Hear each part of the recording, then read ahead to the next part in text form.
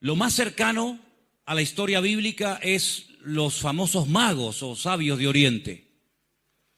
Pero en todos estos días y semanas que llevo prestando atención, no he oído ni una sola vez el nombre Jesús, o Jesucristo, o Mesías, ni una sola vez. Y yo les lanzo una pregunta a todos ustedes en esta noche. ¿Qué es lo que estamos celebrando? ¿Esto qué es? ¿Para entretenerles a ustedes? ¿No tenemos otra cosa que hacer en la vida que venir aquí y ver aquí a los niños y a los jóvenes? ¿Qué hay detrás de todo esto? ¿Por qué se decoran las ciudades? ¿Por qué algunos ponen arbolitos? ¿Y por qué parece que la gente como que tiene que tirar la casa por la ventana y tienen que comer más que nunca, aunque no tengan hambre, aunque te siente mal la comida, pero... Y venga regalos al abuelo y regalos a este y regalos al otro. ¿Qué hay detrás de todo esto? ¿Qué es la Navidad? ¿Qué es Navidad? ¿Es simplemente una fiesta más? ¿Como carnavales? ¿Como Semana Santa? ¿O cualquier otra? ¿Qué se está celebrando? ¿Qué está el mundo recordando? Yo estoy plenamente convencido que si fuera bíblica la fiesta y fuera un mandato celebrarla, nadie la celebraría. Pero basta que la Biblia no mencione ni siquiera una sola vez la palabra Navidad para que todo el mundo quiera celebrarla. Es como llevar la contradicción. Dicen que a partir del siglo IV, 400 y pico después de Cristo, alguien decidió que la noche entre el 24 y el 25 de diciembre, que era una noche en la que se celebraba una fiesta muy, muy pagana con un trasfondo terrible, alguien decidió que a partir de ese momento se recordara de una forma especial el nacimiento de Jesús. Es decir, que durante más de 400 años los cristianos no celebraron entre el 24 y el 25 la fiesta de la Navidad. Cuando vamos a la Biblia encontramos que ni siquiera la palabra aparece. Ahora, lo que sí le cuenta la Biblia, y si ustedes han prestado atención a la lectura que Marcos nos traía esta noche, es que hace 2000 años, en un pequeño pueblo que existe y que se puede visitar hasta el día de hoy, que se llama Belén, Bet-Lehem, la casa del pan, nació un tal Yeshua HaMashiach, más conocido como Jesucristo. Y la pregunta es, ¿y qué? ¿Y cuánta gente ha nacido en Belén de Judea? Por ejemplo, el rey David nació en Belén de Judea. Una tal Noemí con su suegra Ruth vivían en Belén de Judea. ¿Y qué tiene que ver que Jesús haya nacido en ese pueblo? Es que no nació por casualidad ni nació como un personaje más, sino que este personaje o era un falso, o era el mentiroso más grande de todos los tiempos, o lo que decía era la verdad. No hay término medio. Por eso cuando tú hablas con una persona puedes hablar de política, de fútbol, de lo que tú quieras, pero en el momento en el que se toca el tema de Cristo, el ambiente cambia. El ambiente cambia radicalmente. ¿Qué tiene esta persona? ¿Qué tiene este personaje que pone de mal humor a mucha gente? ¿Qué tenía o qué tiene Jesús que cuando se menciona su nombre la gente como que se pone en guardia y dice, cuidado con este? ¿Qué tiene ese personaje? Ya en su época lo quisieron matar y aún ni hablaba, ni caminaba, no dijo absolutamente nada, y ya un rey llamado Herodes promulgó un edicto con la intención de matarlo. Se le escapó. Sus padres, José y María, dice que huyeron a Egipto y allí estuvieron un tiempo hasta que volvieron otra vez a Israel y se fueron a vivir a una ciudad del norte de Israel llamada Nazaret. Por eso se conoce a Jesús como Jesús de Nazaret. ¿Vale?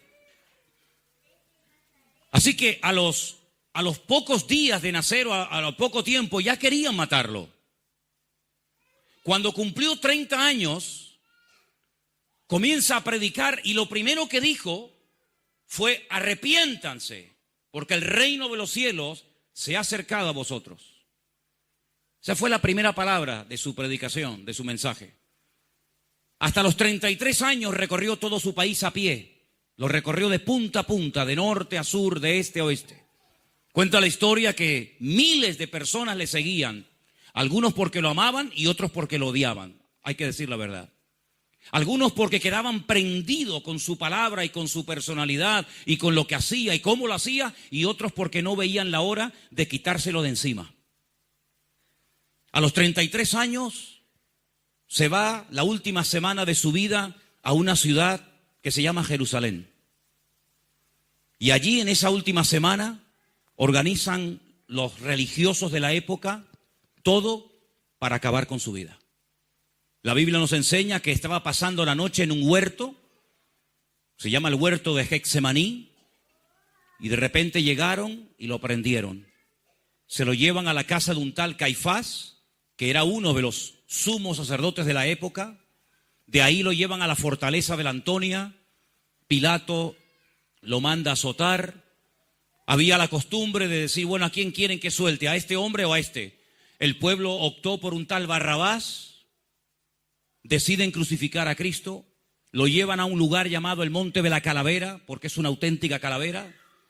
Lo crucifican a las 7 de la mañana y antes de las 3 de la tarde muere.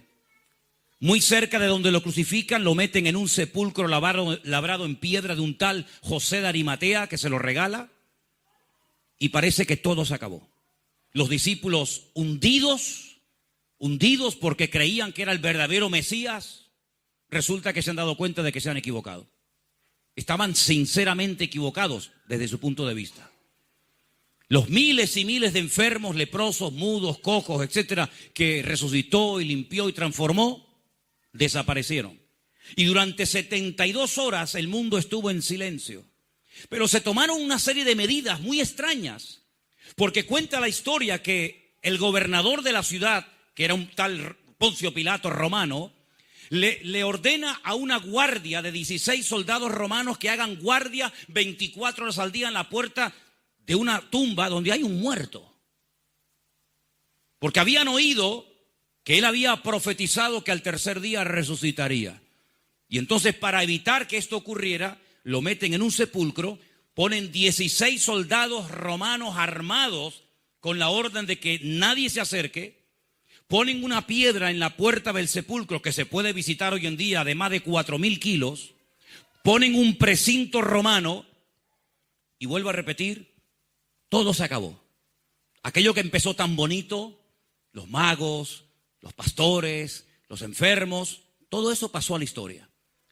Solamente una mujer llamada María Magdalena, y se llama Magdalena porque nació en un pueblo llamado Magdala, que se puede visitar hoy en día, se acordó de lo que él había dicho. Y muy temprano a la mañana se va al sepulcro y cuando llega resulta que encuentra la tumba abierta. Ella piensa que han profanado la tumba y se han llevado al muerto y comienza a llorar. De repente oye una voz detrás de sí que le dice, María, no busques entre los muertos al que vive, porque ha resucitado. Aquí hay solamente dos posturas, hermanos y amigos. O usted cree en lo que yo le he dicho, o usted simplemente dice esto es un mito, esto es un cuento y esto es un rollo. No hay término medio. El mismo Jesús, cuando estaba en vida, dijo, o estás conmigo o estás contra mí. Las medias tintas, el creo pero no creo, el sí pero no, al Señor no le agrada. O repito, o él era un farsante, un mentiroso y ni murió, ni resucitó, ni nada, o lo que él dijo que era verdad. Imagínate por un instante que verdaderamente ese niño que nació en Belén de Judea era el Hijo de Dios. Imagínatelo por un instante. Imagínate por un instante que Dios, cumpliendo con su palabra, decidió mandar a su hijo a una expensa y aún sabiendo que lo iban a matar. Yo no entregaría jamás a ninguna de mis hijas para que muriera por ninguno de ustedes, por ninguno, ni siquiera por mi mejor amigo. Pero Dios hizo no eso, sino que mandó a su hijo para que muriera por toda la chusma de la época, por todo lo peor de la época, por gente que iban a ser sanados pero que después le iban a negar, por gente que le iban a escupir, por gente que había sido resucitada y lo iban a abandonar en el peor momento. ¿Quién hace eso? No hay ni un solo padre ni una sola madre en este mundo que sea capaz de entregar a su hijo para que muera por otro. Hay muchos países, algunos, donde existe la pena de muerte. ¿Te imaginas que tú digas, bueno, voy a mandar a uno de mis hijos para que ocupe el lugar de ese criminal y de ese asesino, y en vez de morir él en la cámara de gas o en la silla eléctrica, que muera mi hijo y lo perdonen al asesino? ¿Quién haría eso? Nadie, jamás. Nadie haría eso. Pero hubo un personaje en la historia que hizo eso. Porque la pregunta es, ¿por qué murió Jesús? ¿Por qué murió? Si dice la Biblia que él nunca pecó. Si analiza su vida desde un punto de vista no religioso, simplemente objetivo, como una persona que simplemente quiere obtener información sobre el personaje, y punto. Observa que era una persona buena, cariñosa, amable. Los niños se mataban por estar con él. Los enfermos recorrían centenares de kilómetros para recibir ayuda y la recibían. No fue una persona agresiva, violenta, una persona que tenía un montón de soldados cortando cabezas a diestra y a siniestra, obligando a la gente a que creyeran en él. Nada que ver, todo lo contrario. Incluso en una ocasión dice que quisieron hacerlo rey y él dijo, no, cogió y se mandó a mudar. ¿Por qué lo tuvieron que matar? Dice la Biblia que la paga del pecado es la muerte. Y todos nosotros somos pecadores. Todos somos pecadores. El que no engañó a su mujer, lo hará. El que no mintió, algún día mentirá. El que no robó, tal vez hizo otra cosa, pero no hay injusto ni a un solo uno delante de Dios. No hay nadie que pueda levantarse delante de Dios y decir, yo soy más bueno que Dios. Es más, si te atreves a hablar así, es que eres el ser más soberbio y orgulloso que pisa el planeta Tierra. La paga del pecado es la muerte, amigo. Y gente más buena que nosotros, y más sabia que nosotros, y más rica que nosotros, y más culta que nosotros, están ahora mismo muertos. No hay nadie que se pueda librar de esto, nadie. Los ricos se mueren, los pobres se mueren, los médicos se mueren, los arquitectos se mueren, todo el mundo se morirá. Pero dice la Biblia, ¿por qué lo enseñó? Que cuando morimos, aunque algunos dicen que no hay nada, pero Él dijo que después de esta vida nos tendremos que presentar delante de Él a rendirle cuentas. ¿Y cuántas veces yo he pensado, digo, una vez un hombre llamado Poncio Pilato, gobernador de Judea, lo juzgó a él, a Poncio Pilato, se tendrá que presentar delante de que él crucificó. Aquel que fue tan cobarde que se lavó las manos, algún día tú tendrás que rendir cuentas delante de ese. Y todos aquellos que le negaron, ¿te imaginas Judas? ¿Te imaginas todos los que han dudado de él y lo han insultado y lo han calumniado? Todos en fila india pasaremos delante de su presencia a rendirle cuentas. Unos a los 30, otros a los 40, otros a los 80, otros a los 106 como mi abuelo. Pero todo ser humano algún día tendrá que presentarse delante de él. Y por eso en estos días, aunque sabemos que no nació Jesucristo el 24 de diciembre, ya lo hemos dicho 1.000.000 de veces, pero a mí me viene de perlas que ustedes estén aquí esta noche. Porque aunque tengo que decir que efectivamente Jesús no nació en diciembre, seguramente nació entre septiembre y octubre, ¿qué más da? ¿Qué más da? Como si nació el 24 de agosto, me da igual. Lo importante es que Él vino a este mundo. ¿Y sabes qué? Él hizo lo que nadie estuvo dispuesto a hacer por nosotros. Si estudias la historia de Mahoma, Mahoma fue un asesino, un criminal. Hizo la guerra y la siguen haciendo hasta el día de hoy. Y aquí en pleno suelo europeo, muchas naciones están temblando al darle acogida a personas que mañana puede ser que te corten la cabeza. Ay, amigo. Ahora ya vemos las cosas diferentes cuando nos tocan directamente a nosotros, ¿verdad? Cuando estas cosas pasan lejos, como que no nos afecta. Pero ahora el subirte a un avión, a un autobús, el ir por la calle y que te puede pasar lo mismo que ha pasado en otros lugares, qué diferente es la historia. Nadie murió en una cruz por nosotros, ni Buda, ni Mahoma, ni Krishna, ni Confucio, nadie. Absolutamente nadie. Solamente Jesucristo fue capaz de morir en una cruz, pero Él fue capaz también de resucitar al tercer día. Y es el motivo por el que hemos organizado este programa muy sencillito, tampoco es para ¿verdad? Es una cosa muy sencilla, pero yo creo que Dios es un Dios de sencillez. Yo creo que el Señor nos ha traído esta noche a todos y a cada uno de nosotros aquí para que pensemos en esto. ¿Qué estoy haciendo con mi vida? Trabajar y trabajar y trabajar.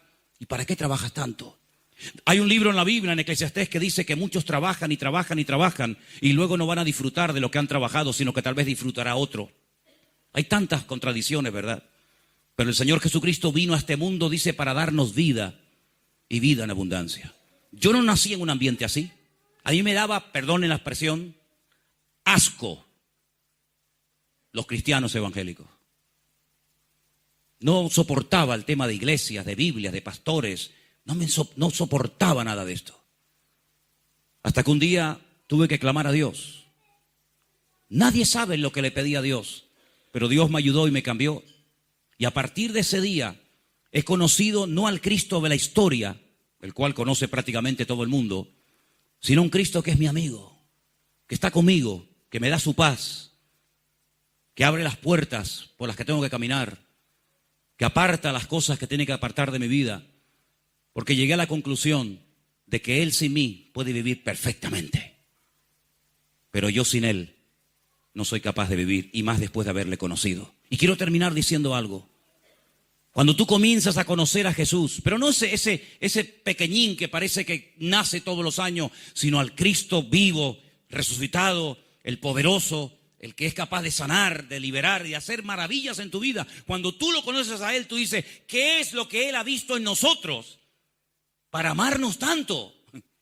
Porque que nosotros nos hayamos enamorado o hayamos quedado prendidos con Él es lógico. Pero ¿cómo no va a ser lógico conocer a un Dios tan bueno? Es que hay que ser tonto para no creer en Dios. ¿Cómo no voy a creer en un Dios que cuando estoy muriéndome me sana?